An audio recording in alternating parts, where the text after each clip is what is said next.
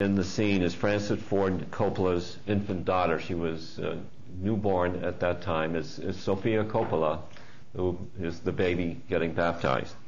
Just as some background, and you may know that she is now a director and has directed a couple of films. The scene, I'm trying to see the name of the actor, and I don't have it here, but you're going to see Michael Corleone and Robert Duvall's character walking over to sit down to prepare for the funeral of the Don. This has got, for that time, some significant violence in it, which, compared to modern films, is nothing. So I'm just warning you in advance, depending on your feelings about that. I would like you to assess Michael Corleone's behavior here. Does he behave ethically or not? And if he faces ethical dilemmas, what does he do about it? And, of course, dealing with the final result.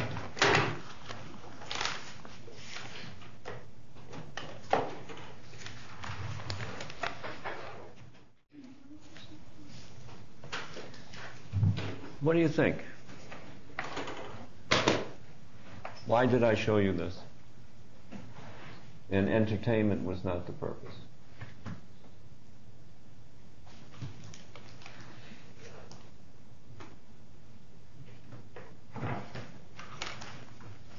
Can you see?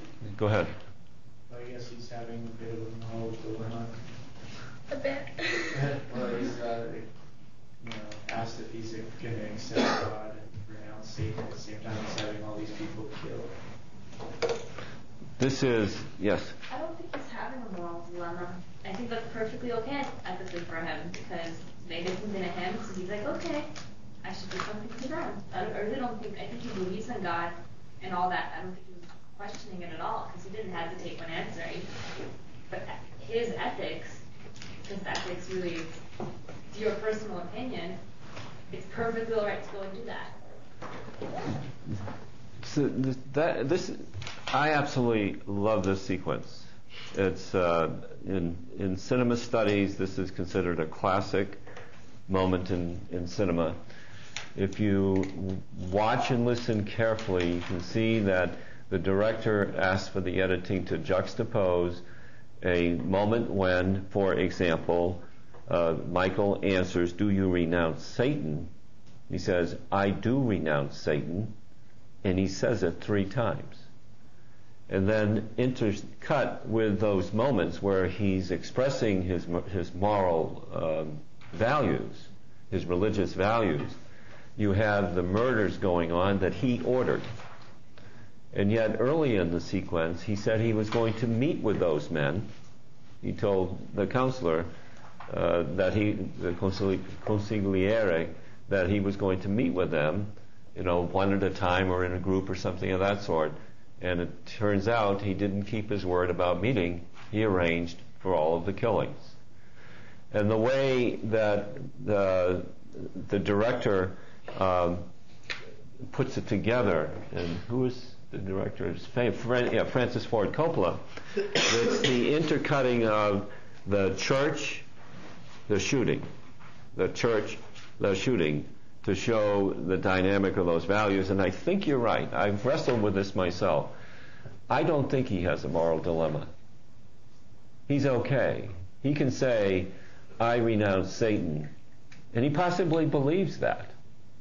And then have the murders, because the murders are justified by what those families did to his family in killing his father.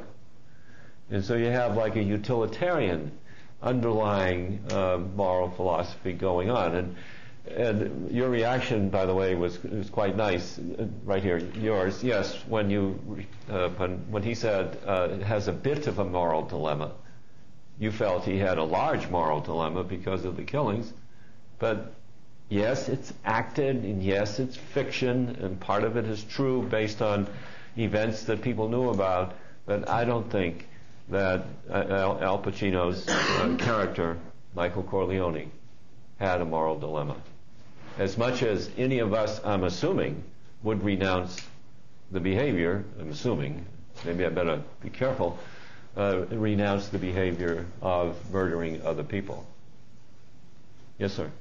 Well, I mean, he may not felt that he had a moral dilemma, but I mean, if he's going to follow, essentially what the Bible is saying, thou shalt not commit murder, whether he feels it's wrong or not is really beside the point. Yeah, absolutely.